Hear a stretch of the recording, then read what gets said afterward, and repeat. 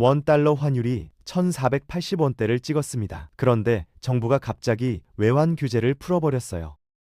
보통 위기 때는 조이는 게 정석인데 이번엔 정반대로 움직인 겁니다. 외국인 투자 규제도 풀고 은행 달러 보유 기준도 완화하고 수출 기업 외화 대출 문턱도 낮췄죠. 심지어 외국계 은행 선물한 한도까지 올려줬습니다. 대체 왜 이런 선택을 한 걸까요? 1,500원 방어선을 지키기 위한 마지막 카드일까요? 아니면 시간을 버는 임시방편일까요? 지금부터 하나씩 풀어보겠습니다.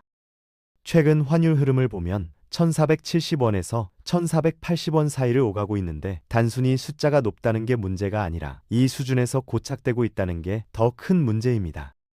작년 말만 해도 1,300원대 중반이었던 환율이 불과 몇 달 만에 200원 가까이 오른 거거든요. 글로벌 달러 강세에 지정학적 리스크까지 겹치면서 원화 약세가 계속되고 있고 여기에 중국 경기 둔화와 일본 엔화 약세까지 더해지면서 아시아 통화 전체가 흔들리는 상황이었습니다. 정부는 한국 경제의 기초 체력을 생각하면 지금 환율이 과도하게 높다고 판단했고 환율 자체보다 변동성을 잡아야 한다는 결론에 도달한 겁니다. 사실 환율이 오르는 것 자체는 수출 기업에 유리할 수 있어요. 수출 경쟁력이 높아지니까요. 하지만 문제는 속도입니다. 너무 빠르게 너무 많이 오르면 수입 물가가 급등하고 기업들의 원자재 조달 비용이 치솟거든요. 특히 한국처럼 수출입 의존도가 높은 경제에서는 환율 변동성 자체가 경제 전체의 불확실성을 키우는 요인이 됩니다. 그래서 정부는 환율을 억지로 내리기보다는 변동성을 줄이는 데 집중하기로 한 거죠. 그래서 정부가 내놓은 전략의 핵심은 단 하나였습니다. 달러를 더 많이, 더 자연스럽게 국내로 들어오게 만들자는 거죠. 외환 보유액을 직접 쓰는 개입이 아니라 민간과 금융과 투자 흐름을 활용한 간접 대응 방식을 택한 겁니다. 규제를 풀어서 달러 유입 통로를 넓히겠다는 전략이었어요. 이건 단순히 돈을 풀어서 환율을 억누르는 게 아니라 구조적으로 달러가 들어올 수 있는 길을 만들어주겠다는 의미였습니다.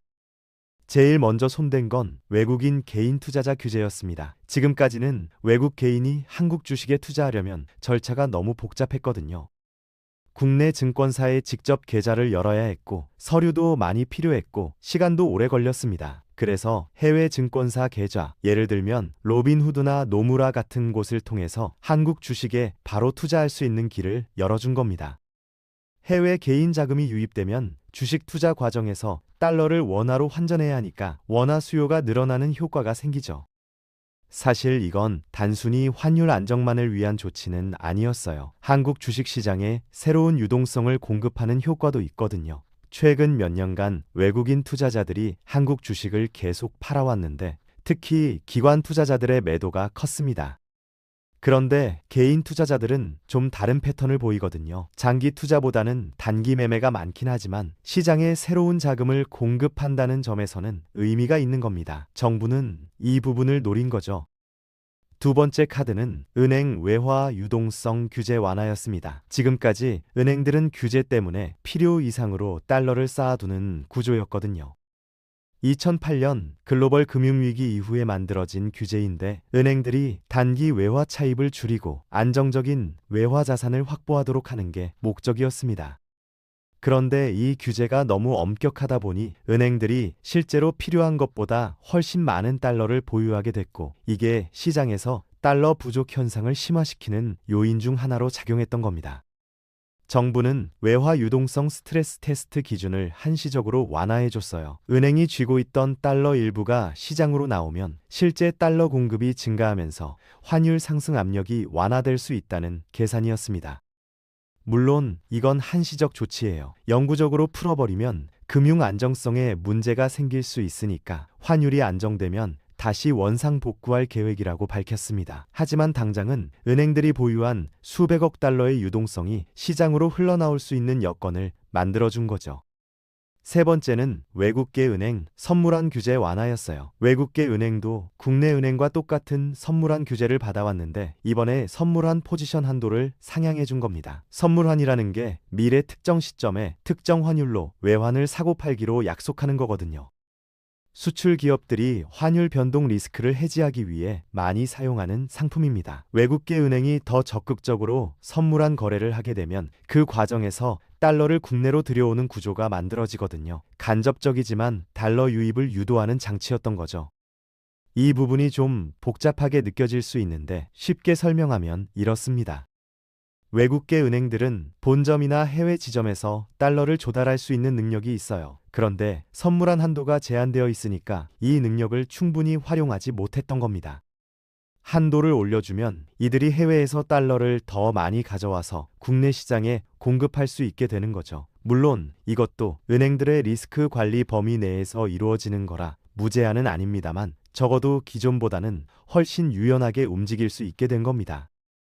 네 번째 조치는 수출기업 외화 대출 완화였습니다. 기존에는 외화 대출이 설비 투자 중심으로만 허용됐는데 이제는 운영자금 용도로도 쓸 수 있게 바뀌었어요. 수출기업이 필요한 달러를 해외에서 직접 조달하면 국내 외환 시장의 부담이 줄어드는 효과가 생기는 겁니다.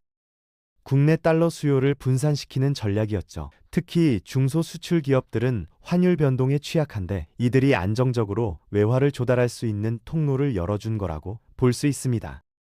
사실 이건 기업들이 오랫동안 요구해왔던 부분이기도 해요. 설비 투자만 외화 대출을 받을 수 있다 보니 실제로 필요한 운영 자금은 국내에서 원화로 대출받아서 다시 달러로 바꿔야 했거든요. 이 과정에서 환전 비용도 들고 환율 변동 리스크도 고스란히 떠안아야 했습니다. 이번 조치로 이런 비효율을 줄일 수 있게 된 거죠. 그리고 기업들이 해외에서 직접 달러를 빌려오면 국내 외환 시장에서 달러를 사려는 수요가 줄어들기 때문에 환율 상승 압력도 완화되는 효과가 있습니다. 그럼 시장 반응은 어땠을까요? 정책 발표 직후에도 외국인 주식 매도는 계속됐지만 환율은 1480원 아래에서 마감했습니다. 시장에서는 이 정책이 1480원이 단기 상단이라는 신호를 줬다고 평가했어요. 환율을 확 내린 건 아니지만 더 오를 수 있다는 공포를 멈춰 세운 효과는 분명히 있었던 겁니다. 심리적 안정이 생긴 거죠. 실제로 정책 발표 이후 며칠간은 환율이 1470원대로 내려가기도 했는데 이건 시장이 정부의 의지를 확인했다는 의미로 해석할 수 있습니다. 다만 전문가들의 평가는 엇갈렸어요. 일부는 이번 조치가 구조적 개선이라며 긍정적으로 봤지만 다른 일부는 글로벌 달러 강세 앞에서는 한계가 있을 거라고 지적했습니다. 실제로 미국 연방준비제도가 금리를 높게 유지하는 한 달러 강세 기조는 쉽게 꺾이지 않을 거거든요. 그리고 중국 경기가 회복되지 않으면 아시아 통화 전체가 약세 압력을 받을 수밖에 없고요. 결국 국내 정책만으로 환율을 완전히 통제하기는 어렵다는 게 현실입니다. 하지만 정부 입장에서는 할 수 있는 걸 다 한 거예요. 외환 보유액을 직접 쓰는 강한 개입은 마지막 카드로 남겨두고 우선은 민간 자금 흐름을 활용해서 시장을 안정시키려고 한 겁니다. 외환 보유액은 한정되어 있고 한 번 쓰면 회복하는 데 시간이 오래 걸리거든요. 그래서 가능한 한 시장 기능을 활용하는 게 더 지속 가능한 방법이라고 판단한 거죠. 이번 대책의 본질을 정리해보면 통제도 아니고 개입도 아닙니다. 유도였어요. 정부가 시장에 달러 들어올 길은 열어둘 테니 패닉은 멈추라고 말한 겁니다.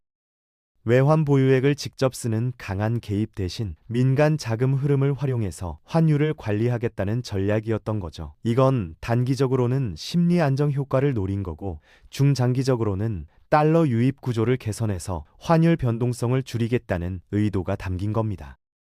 그런데 여기서 질문이 남습니다. 이 조치로 환율은 정말 안정될 수 있을까요? 아니면 글로벌 변수 앞에서는 한계가 있을까요? 만약 1,500원을 다시 넘어서게 된다면 그 다음 카드는 무엇일까요? 외환 보유액을 직접 투입하는 강한 개입으로 갈 수밖에 없을지도 모릅니다. 지금은 민간 유동성을 활용한 간접 대응이지만 시장이 이걸 받아들이지 않으면 정부도 다른 선택을 해야 하는 상황이 올 수 있거든요. 외환 시장 개입은 양날의 검이에요. 단기적으로는 환율을 안정시킬 수 있지만 외환 보유액이 줄어들면 오히려 시장의 불안감이 커질 수 있거든요. 그리고 미국 재무부가 환율 조작국으로 지정할 위험도 있고요. 한국은 이미 관찰 대상국에 올라 있는 상태라 조심스러울 수밖에 없습니다. 그래서 정부는 가능한 한 직접 개입을 피하고 이런 간접적인 방법을 먼저 시도한 거예요. 결국 이번 조치는 시간을 버는 카드일 수도 있고 실제로 환율을 안정시키는 전환점이 될 수도 있습니다. 앞으로 몇 주간의 환율 움직임이 그 답을 보여줄 겁니다. 만약 이 조치들이 효과를 발휘해서 달러 유입이 늘어나고 환율이 1,450원 아래로 안정된다면 정부의 전략이 성공한 거죠. 하지만 글로벌 변수가 악화되면서 1,500원을 넘어간다면 그때는 더 강력한 조치가 필요할 겁니다. 어쩌면 그게 외환 보유액 투입일 수도 있고 아니면 또 다른 규제 완화일 수도 있습니다. 지금 우리가 지켜봐야 할 건 바로 이 지점입니다. 도움이 되셨다면 구독, 좋아요 부탁드립니다.